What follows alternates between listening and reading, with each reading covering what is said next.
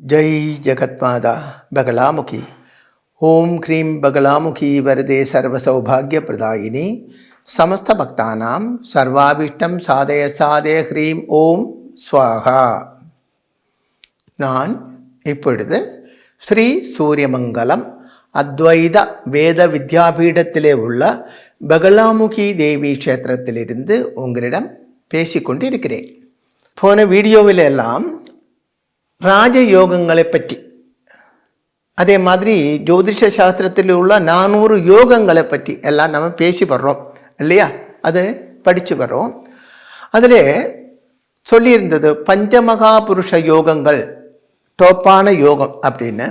இந்த பஞ்சமகா புருஷ யோகங்களும் ராஜயோகங்கள் தான். அதுதான், அதை பற்றி தான் இப்போ சொல்ல போகிறேன். பஞ்சமகா புருஷ யோகம், அதாவது செவ்வாய், புதன், குரு, சுக்ரன், சனி, இது 1 2 3 4 5 கிரகங்கள். இந்த 5 கிரகங்கள் தரப்பட்ட அந்த யோகத்துக்கு தான் பஞ்சமகா புருஷ யோகம் என்று சொல்லப்பட்டது. அதில் செவ்வாயை கொண்டு ருஜக மகா யோகம் உண்டாகும், புதனை கொண்டு பாத்ர மகா யோகம் உண்டாகும், குருவை கொண்டு ஹம்ச மகா யோகம் உண்டாகும், சுக்கிரனை கொண்டு மாளவ்ய மகா யோகம் உண்டாகும், சனியை கொண்டு சச மகா யோகம் உண்டாகும். அப்போ இந்த 5 கிரகங்களால் உருவாகப்பட்டது தான் பஞ்சமகா புருஷ யோகம் என்று சொல்லப்பட்டது. இதில் ஒவ்வொரு யோகங்களும் பிளானட்டரி பொசிஷன் எப்படி இருந்தால் அந்த யோகம் உருவாகும், அந்த யோகத்தினுடைய பலன் என்ன என்று பார்க்கலாம். முதல்ல நம்ம செவ்வாயால் உருவாக்கப்பட்ட ருஜக மகா யோகம் பார்ப்போம். இது ருஜக மகா யோகம் உள்ள ஒரு ஜாதகம். இது பார்த்தால் உங்களுக்கு ஒன்றும் புரியாதுன்னு எனக்கு தெரியுது, ஆனால் உங்களை புரிய வைக்கிறேன். ருஜக மகா யோகம் எப்படி உருவாகிறது என்று முதல்ல பார்க்கணும். அதுதான் இங்கே எழுதியிருக்கிறது. லக்ன கேந்திரத்தில் செவ்வாய் உச்சமாக இருந்தால் ருஜக மகா யோகம் உண்டாகும். சில ஆச்சாரியன்மார் சொல்றது உண்டு, லக்ன கேந்திரத்தில் செவ்வாய் சொந்த வீட்டில் இருந்தாலும் ருஜக மகா யோகம் தான் என்று சொல்றது உண்டு. லக்ன கேந்திரம்னா 1 2, அதாவது லக்னத்தில் இருந்து 4 7 10 ராசிகளைத்தான் கேந்திர ராசி என்று சொல்லுவாங்க. அப்போ இந்த 2ஐயும் விட்டுருங்க, இதுதான் லக்னம் இருக்கட்டும். இதுல இருந்து 1 2 3 4 இல்லையா? அதே மாதிரி 5 6 7 8 9 10, அதே மாதிரி லக்னம். அப்போ முதல்ல அது தெரிய வேண்டும். கேந்திர ராசிகள் என்றால் லக்னம் 1, அப்புறம் 4, அப்புறம் 7, அப்புறம் 10. லக்னவும் 4 7 10.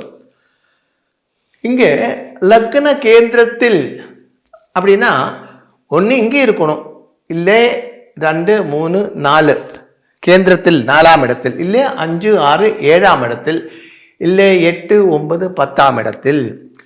செவ்வாய் சொந்த வீட்டில் இருந்தால் ருஜக யோகம் என்று சொல்றாங்க. ஆனா அந்த யோகம் பர்மனண்டாக இருக்கப்பட்ட ஒரு பாக்கியம் தராது.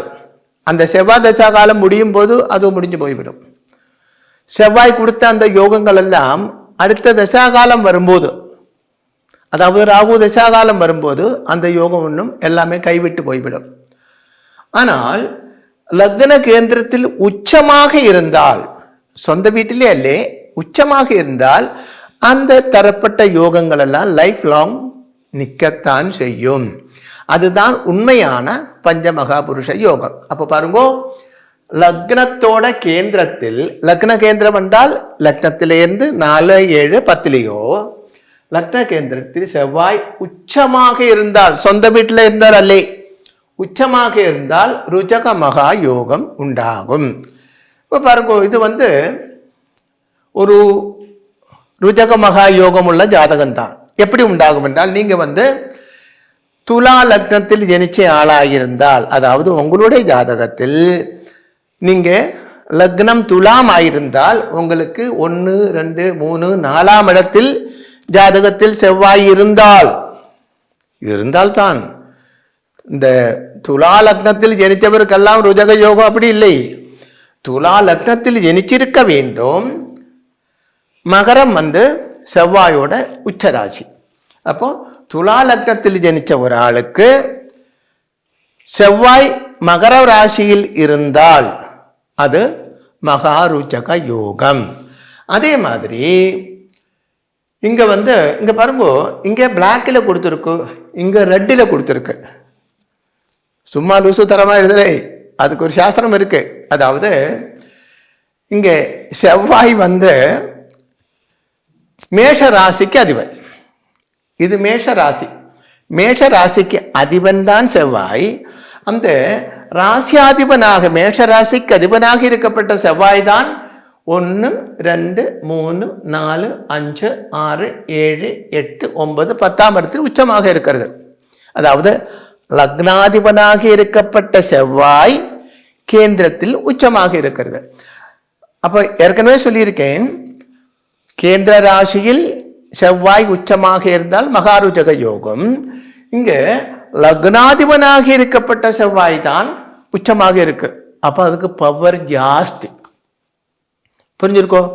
அதாவது இதெல்லாம் துலா லக்னத்துக்கும் கடக லக்னத்துக்கும் எல்லாமே ஒரு வெடி. ஒரு எக்ஸாம்பிள் சொன்னால், வெடி பட்டாசு டோன்னு வெடிக்கும். இது அப்படி இல்லை, இது பாம்பு டோன்னு வெடிக்கும். அதே மாதிரி ரொம்ப பவர்ஃபுல்லான மகாருஜக யோகம். அதே போல கடகத்துக்கு எடுத்தாலும் 1, 2, 3, 4, 5, 6, 7. 7ஆம் இடம் கேந்திர ராசி தான். அதாவது 4, 7, 10 கேந்திர ராசி பிளஸ் லக்னமும் கேந்திர ராசி தான். 1, 4, 7, 10. அப்போ நீங்க துலா லக்னத்தில் ஜனிச்ச ஆளாயிருந்தாலும் மேஷத்தில் ஜனிச்ச ஆளாயிருந்தால், அதாவது உங்களோட லக்னம் கடக லக்னம் ஆயிருந்தாலும் உங்க ஜாதகத்தில் செவ்வாய் மகரம் ராசியிலே இருக்கு என்றால் அது மகாருஜக யோகம். புரிஞ்சிருக்கா? அதுல செவ்வாய் நீங்க மேஷ லக்னத்தில் பிறந்த ஆளாயிருந்தால் ருஜக யோகம் ரொம்ப பவர்ஃபுல். இப்போ ஒரு சின்ன சந்தேகம் இருக்கும், விருச்சிகத்தில் பிறந்த ஆளாயிருந்தால், விருச்சிகம் செவ்வாயோட வீடு தானே அப்படின்னு. விருச்சிகத்தில் பிறந்த ஆளாயிருந்தால், அதாவது லக்னம் விருச்சிகம் ஆயிருந்தால் செவ்வாயோட வீடு தான். ஆனா 1, 2, 3, 4ஆம் இடத்துலயோ 7ஆம் இடத்துலயோ 10ஆம் இடத்துலயோ அள்ளியே செவ்வாய். அந்த மஞ்சமகாபுருஷ யோகத்தில் உள்ள ருஜக யோகம் உண்டாக வேண்டுமானால் லக்னத்திலே இருந்து 4லேயோ 7லேயோ 10லேயோ செவ்வாய் உச்சமாக இருக்க வேண்டும். அப்படி இருந்தால் அது மகாருஜக யோகம். இனி அந்த மகாருஜக யோகத்தோட பலன் என்ன அப்படி பார்க்கலாம். அந்த மகாருஜக யோகத்தோட பலன் நல்ல ஆரோக்கியமும் அழகும் இளம் சிவப்பும் நிறமும் உள்ள உடம்பு, சரீரம் நல்ல ஆரோக்கியம் உள்ளவனாக இருக்கும், அழகுள்ளவனாக இருக்கும், உடம்பு இளம் சிவப்பு கலராக இருக்கும். பார்த்துருப்பீங்க இல்லையா? சிலவருக்கு இளம் சிவப்பு, அதாவது இந்த தாமரை பூவோட கலர் இருக்கும், இளம் ரெட்டிஷ் அப்படி சொல்லுவாங்க. அப்படி இருந்தால் அவனோட உடம்பு அப்படி இருந்தால், ஓ இவனுக்கு மகாருஜக யோகம் இருக்கோ அப்படின்னு நமக்கு திங்க் பண்ணலாம். அதாவது நல்ல ஆரோக்கியம் இருக்கும் அவனுக்கு. இப்படி இருக்காது, ஸ்ட்ராங்கா இருக்கும், நல்ல ஆரோக்கியம் இருக்கும், அழகு இருக்கும், பார்க்கறதுக்கு லட்சணமாக இருக்கும், பிளஸ் இளம் சிவப்பு நிறம் உள்ள உடம்பு. அடுத்தது வித்யையும் புகழும் உள்ளவராக இருக்கும், நல்ல அறிவுள்ளவனாக, நல்ல படிப்புள்ளவனாக இருக்கும், நல்ல வித்யையும் புகழும் உள்ளவனாக இருக்கும். புகழுன்னா தெரியும் இல்லையா? கீர்த்தி, கீர்த்திக்கு புகழ்ன்ற தான் பேர் இல்லையா? நல்ல புகழ் உள்ளவனாக இருக்கும். அதாவது அவரோட அந்த ஊர்ல போய் அவரோட பற்றி சொல்லி இருந்தா, அவர் இவர் தான் அப்படி சொல்லுவாங்க. அந்த புகழ் இருக்கும். நல்ல வித்யை உள்ளவனாக இருக்கும், படிப்பு அறிவு உள்ளவனாக இருக்கும் அப்படின்னு அர்த்தம் சுருக்கமா. அடுத்தது ஃபினான்ஷியல் ஸ்டெபிலிட்டி உள்ளவராக இருக்கும். ஃபினான்ஷியலி நல்ல ஸ்டெபிலிட்டி உள்ளவனாக இருக்கும், காசு இல்லாதவனாக இருக்காது, கையில் காசு உள்ளவனாக இருக்கும், பையில் காசு உள்ளவனாக இருக்கும், அதாவது சொத்து வகைகள் இருக்கும் அப்படின்னு அர்த்தம். அடுத்தது எல்லோராலும் மதிக்கப்பட்டவராக இருக்கும். எல்லோரும் அவரை பார்த்தாச்சுன்னா வாங்க வாங்க அப்படி சொல்லுவாங்க. இவர் இப்படி நடந்து வரும்போது டீ கடையில் இருக்கிறதாங்க ஆக இருக்கப்பட்டவங்க அப்படி எந்திரிப்பாங்க. அதாவது 4 பேர் அவரே மதிக்கும்.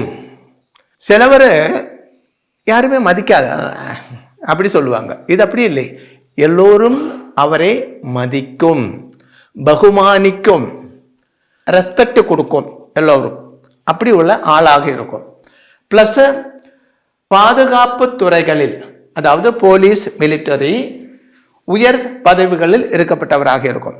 இப்படி இருக்கப்பட்டவர் போலீஸ், மிலிட்டரி அங்கெல்லாம் பெரிய லெவலில் ஐஏஎஸ்காரும் கூட இருக்கு. அப்படி ஐஏஎஸ், ஐபிஎஸ் இப்படியெல்லாம் படித்து அந்த மாதிரி லெவலுக்கு வருவாங்க. அப்போ ருஜக மகா யோகம் உங்கள் ஜாதகத்தில் இருந்தால் அதோட பலன் என்ன என்று தான் இப்போ சொன்னது. அப்போது ருஜக மகா யோகம் என்ன என்று உங்களுக்கு புரிஞ்சிருக்கு இல்லையா? அதாவது உங்களுடைய ஜாதகத்தில் உள்ள லக்னத்தில் இருந்து 4லேயோ 7லேயோ 10லேயோ செவ்வாய் உச்சமாக இருந்தால், அதாவது செவ்வாய் மகர ராசியில் தான் இருக்க வேண்டும். லக்னம் மேஷமோ கடகமோ துலாமோ, நீங்கள் துலா லக்னத்திலேயோ மேஷ லக்னத்திலேயோ கடக லக்னத்திலேயோ பிறந்த ஆளாக இருக்க வேண்டும். ப்ளஸ் செவ்வாய் மகரத்தில் இருக்க வேண்டும். அப்படி இருந்தால் அது மகா ருஜக யோகம், ருஜக மகா யோகம். அதிலேயே நீங்கள் மேஷ லக்னத்தில் பிறந்த ஆளாயிருந்தால் ரொம்ப பவர்ஃபுல்லாக இருக்கப்பட்ட ருஜக மகா யோகம் உள்ள ஆள் தான் நீங்கள். நல்லா புரிஞ்சிருக்கு இல்லையோ? ஜெய் ஜெகத் மாதா பகலாமுகி. மகாதேவியின் அனுகிரகத்தால் உங்களுக்கு சர்வகாரிய சித்தி உண்டாகட்டும் என்று ஆசீர்வாதம் செய்கிறேன்.